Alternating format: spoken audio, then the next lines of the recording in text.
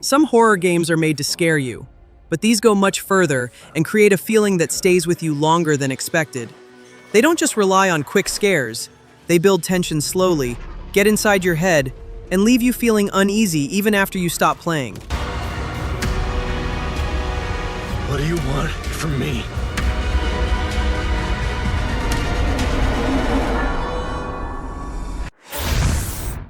Project Songbird already feels like a very personal kind of horror, the kind that slowly gets under your skin instead of trying to scare you right away. The game puts you in the role of a musician named Dakota, who isolates themselves in a remote cabin deep in the Appalachian forest to finish an album. But the deeper you go, the more it feels like the silence, the forest, and even your own mind start turning against you. The gameplay focuses on exploration, puzzles, and survival, but everything is tied closely to the story. You are not just walking through environments, you are experiencing Dakota's mental state breaking down over time. The game mixes reality with surreal moments, where things stop making sense and the world starts shifting around you. What makes this game stand out is how much it leans into music and creativity as part of the horror. Recording songs, dealing with writer's block, and chasing inspiration all become part of the experience, but in a much darker way than you would expect. This is what I'm most afraid of. So, my friend Don has this log cabin about 2.5 hours south down in West Virginia. I've heard a lot of stories of musicians retreating away for a bit, and these guys come out of it having written the best music of their lives. I just thought maybe you'd like to take the time away to get an album out. A new classic Neon Songbird album. You can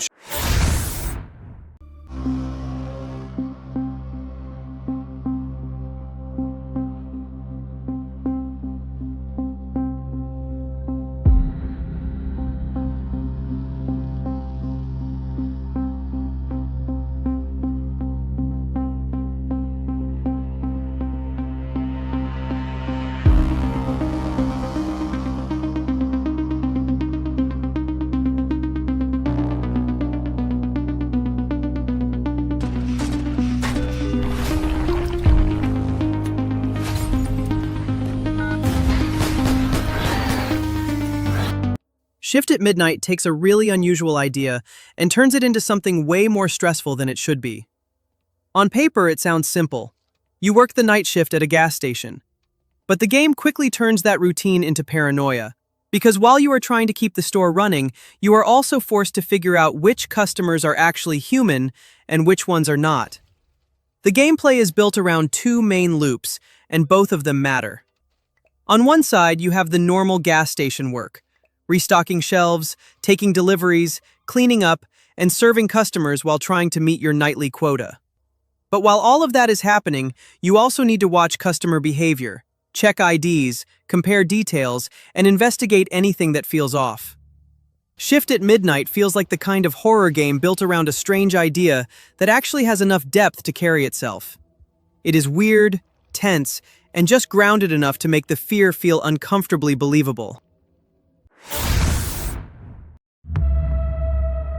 What the hell happened to these people? Please! Oh God, help me! What the hell have you people been doing down here? I thought you said there weren't any more survivors. Nothing's changed. We stick to the plan. Place is falling apart! Water's flooding in! Oh my God! Shoot it!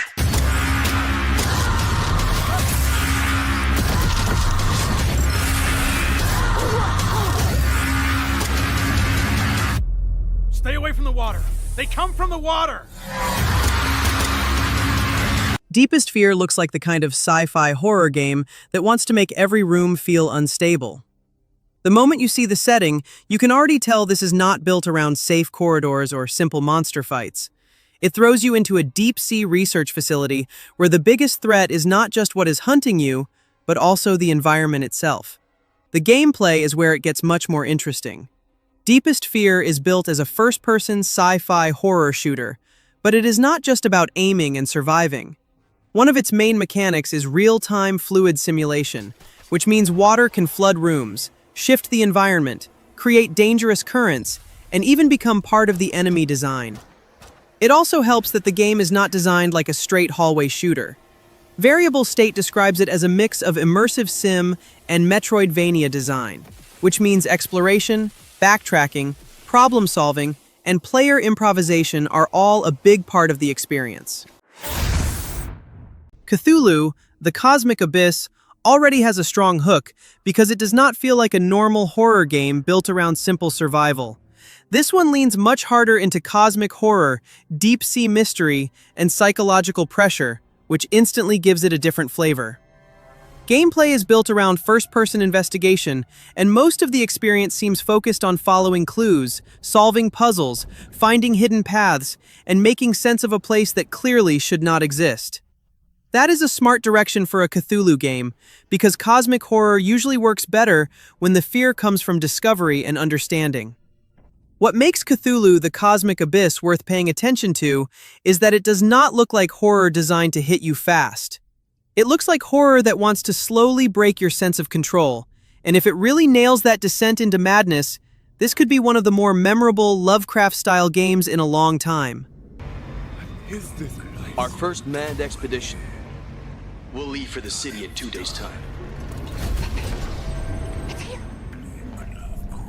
We'll set up a base camp from which to conduct our exploration. If the maze is any indication, what we're about to see will change our very understanding of the universe. Stay back! Stay back!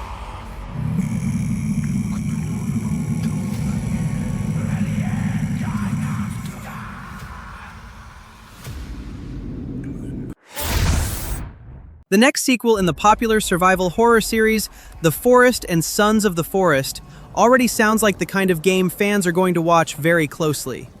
Forest 3 has not shown a lot yet, but even from the early reveal, it already feels like N. Night is trying to push the series into something bigger and stranger than before.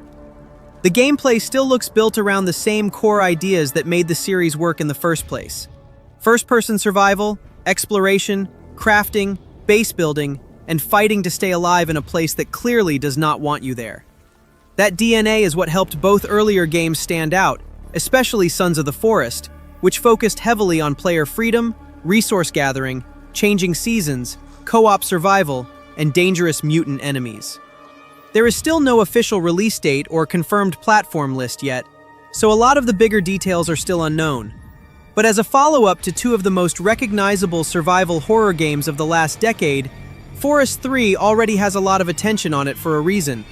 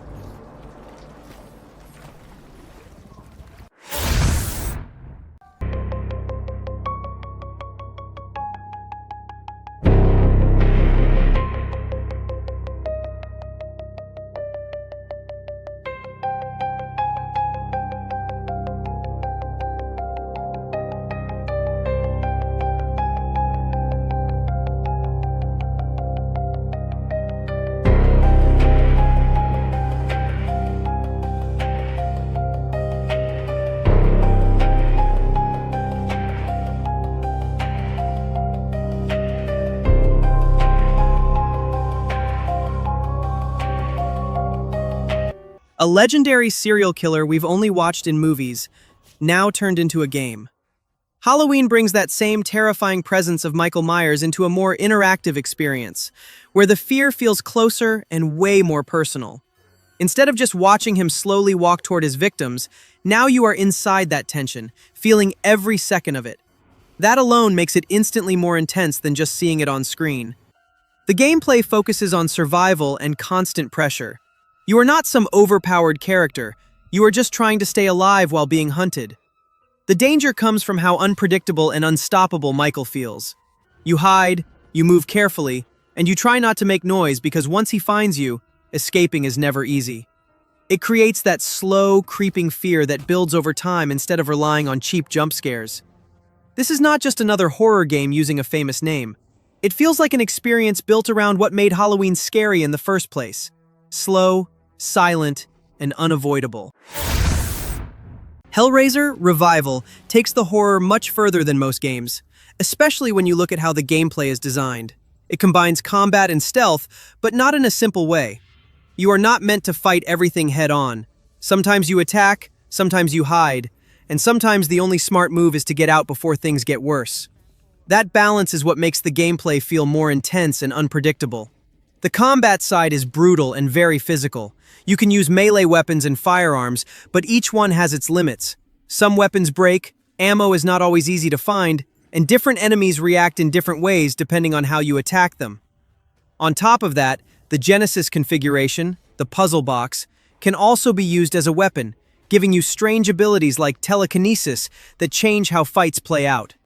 Hellraiser Revival does not try to make you feel powerful. It constantly puts you in situations where you have to choose between fighting, hiding, or risking everything. And that is exactly what makes it feel so uncomfortable in the best way.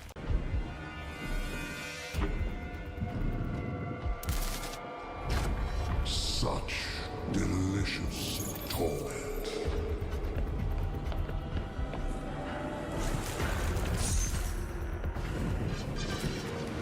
It is done.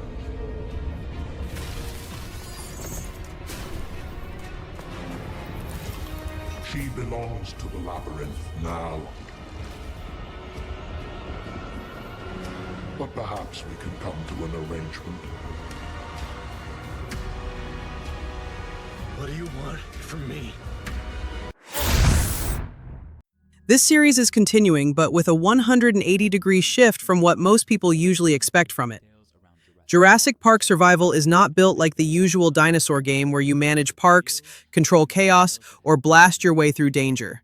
This one feels much more like a survival horror experience, where the fear comes from being small, exposed, and constantly one bad move away from getting hunted. The gameplay is where that difference really shows. You play in first person as Dr. Maya Joshi, an InGen scientist stranded on Isla Nublar just one day after the original 1993 film. Instead of feeling powerful, the whole experience looks built around survival, stealth, movement, and escaping dinosaurs that clearly have the advantage over you. Jurassic Park Survival does not look like a safe sequel trying to repeat the same formula again. It looks like a full shift into something more tense, more cinematic, and much more dangerous. And if it really delivers on that hunted feeling, this could easily become one of the most exciting survival horror games on the way.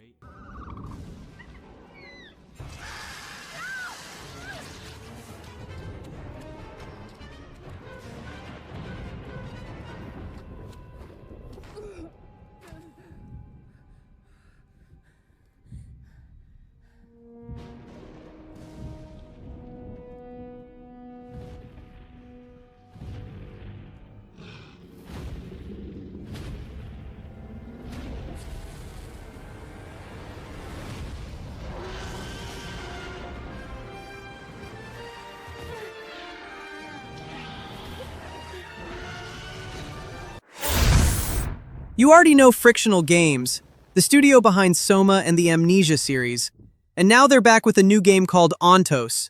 This time, they are not just trying to scare you in a traditional way, they are building something more psychological, something that slowly gets inside your head and stays there.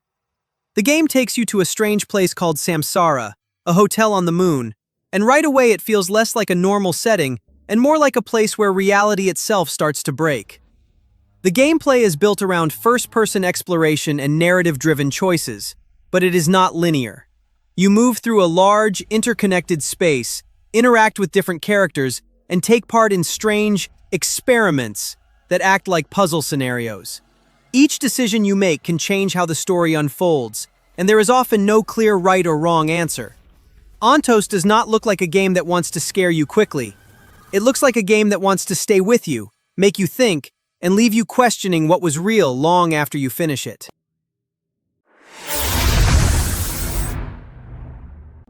Silent Hill series is coming back with a new main character named Simon Ordell.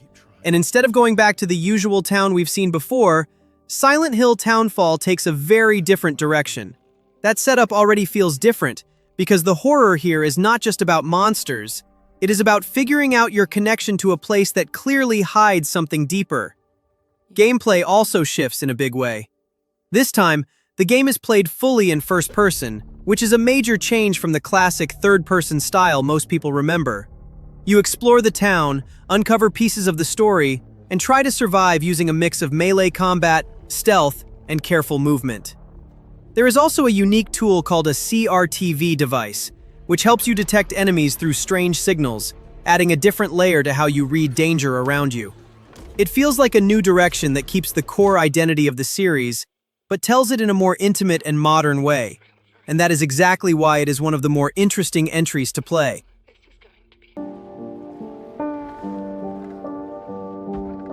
I woke up in the water again.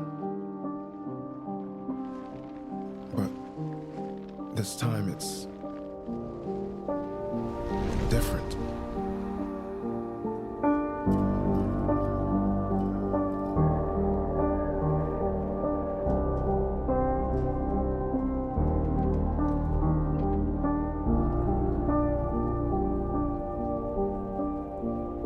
I keep trying to fix what happened. But no matter what I do, You can't fix it.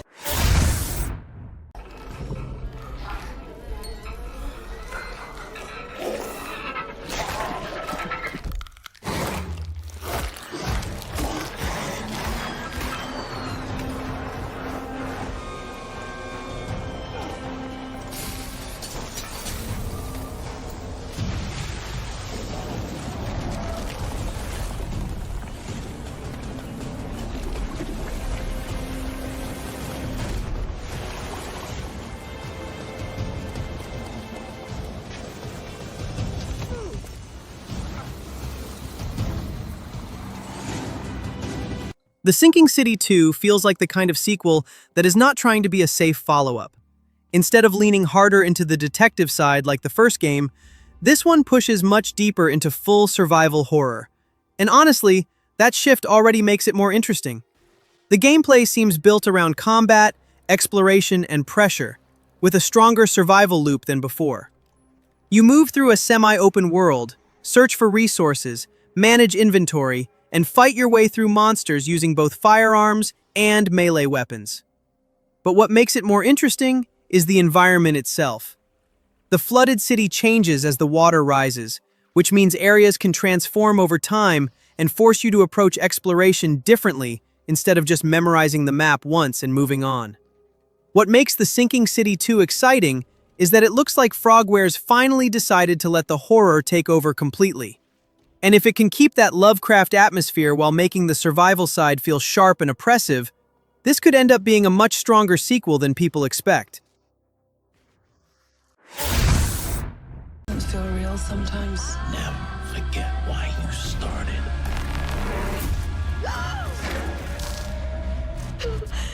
Lord have mercy. Do you think Williams knows more about this substance than he's letting on? We can't take any chances with him. It can manipulate its physical appearance. It's changing its cellular structure. It's replicating the human form. It's replacing us. I know this will be difficult to hear, but if you're still out there, you deserve the truth. Directive 8020 feels like a big shift for this series, especially if you've played previous Dark Pictures games. This time, the horror moves into deep space, where the situation already feels more isolated and much more dangerous. The gameplay still keeps that cinematic style the series is known for, but it adds more direct control and pressure. You switch between multiple characters, and every choice you make can change the story, including who lives or dies. That branching system is a big part of the experience, because one wrong decision can completely change the outcome. There is also a feature called Turning Points, which lets you go back and replay key decisions if you want to see different paths. Directive 8020 also supports single-player and multiplayer, including a mode where up to 5 players can control different characters in the story. That makes every decision even more interesting, because now it is not just your choices, it is everyone's.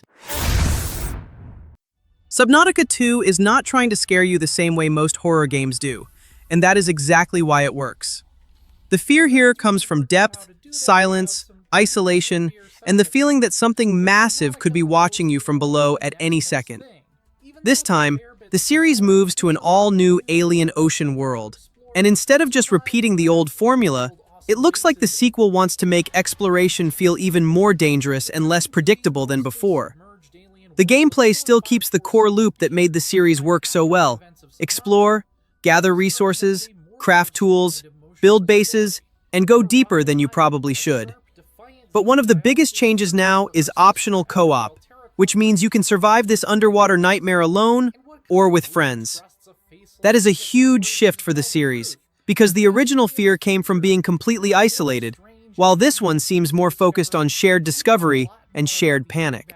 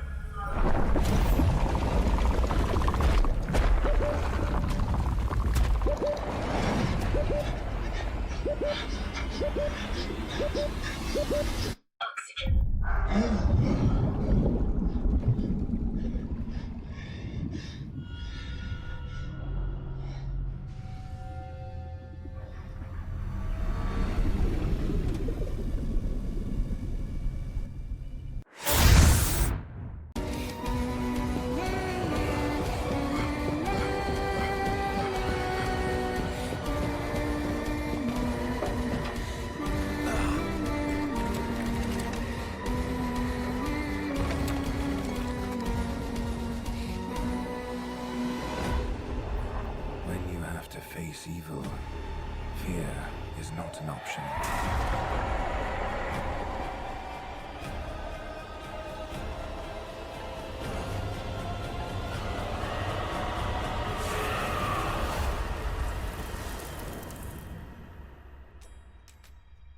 The Occultist starts with a setup that already feels personal in a much darker way than usual.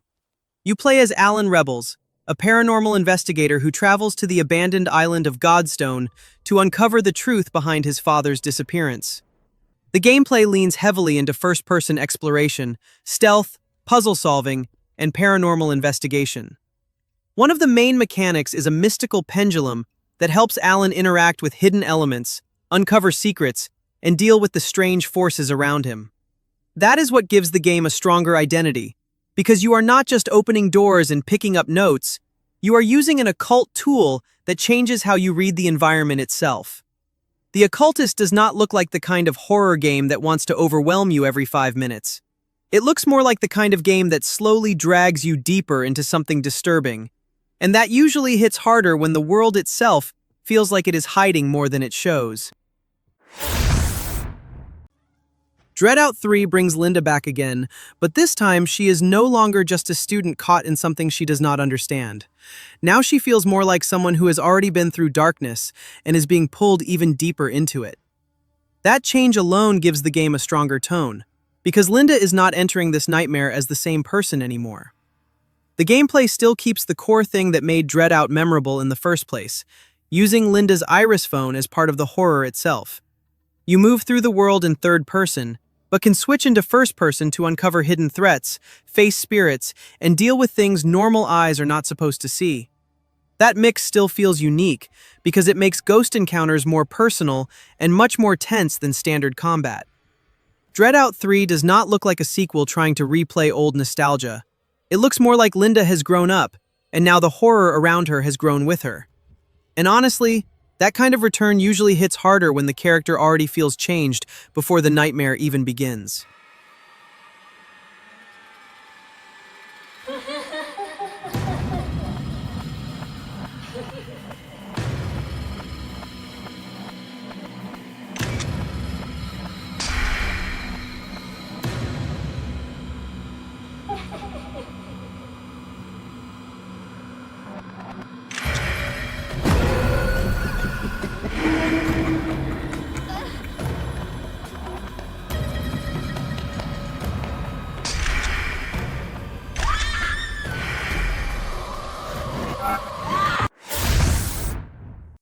P.O.N flips the usual idea of a horror game in a way that feels instantly different. Instead of playing as someone trying to survive evil, here you are part of a criminal crew running dangerous jobs, and the real problem is what starts hunting you while you do it. That shift in perspective is the main hook. You are not escaping horror, you are working inside it. The gameplay revolves around stealth, coordination, and completing objectives under pressure. You break into guarded locations, watch cameras, avoid traps, and stay quiet while finishing your mission. Sound plays a big role. Talking too much or moving carelessly can expose you. Everything is built around staying controlled and focused, because once attention builds up, the situation can change very quickly. P.O.N builds its tension through control, mistakes, and consequences rather than constant scares. The more confident you get, the more dangerous it becomes. And that is where it starts to hit differently. Спасибо, бро, что спас меня. Не чисто ждал тебя. Где сумка моя? Да что-то не видно. Ладно, валим отсюда. Куда идти вообще нам? Ну я не знаю, бро, я ничего не вижу вообще. Я слепой. Что? Бежим! Сука! Забегаем, забегаем! Прощай, бро! Kumarn the Wandering Spirit builds its experience in a quieter way, where the story is not explained through long dialogue, but through atmosphere, visuals, and the world around you. You are left to understand things on your own, just by observing what is happening. That style makes the game feel more subtle, but also more immersive, because every small detail starts to matter. Movement and timing play a big role in how you progress. There is no focus on fighting. You avoid threats, stay out of sight, and move carefully through each area. Some moments require you to solve simple environmental puzzles, but the challenge usually comes from understanding your surroundings and reacting at the right time. That keeps the pacing steady without forcing the game into constant action. Kumarn the Wandering Spirit keeps things simple on the surface, but the longer you stay in its world, the more you start to notice what is really going on.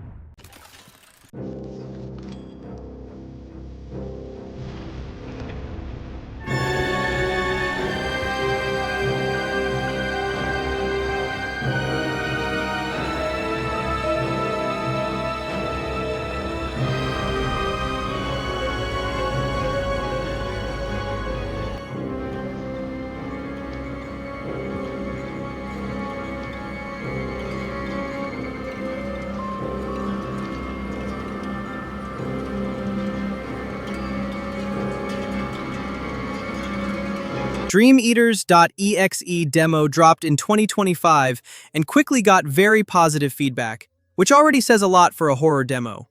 A lot of players pointed out how the game manages to feel tense even in a short playtime, with strong atmosphere and solid co-op moments that make it more fun to experience with others. The main idea is simple but effective. You are trapped inside a secret sleep experiment, and the goal is to complete tasks and escape before the nightmare takes over.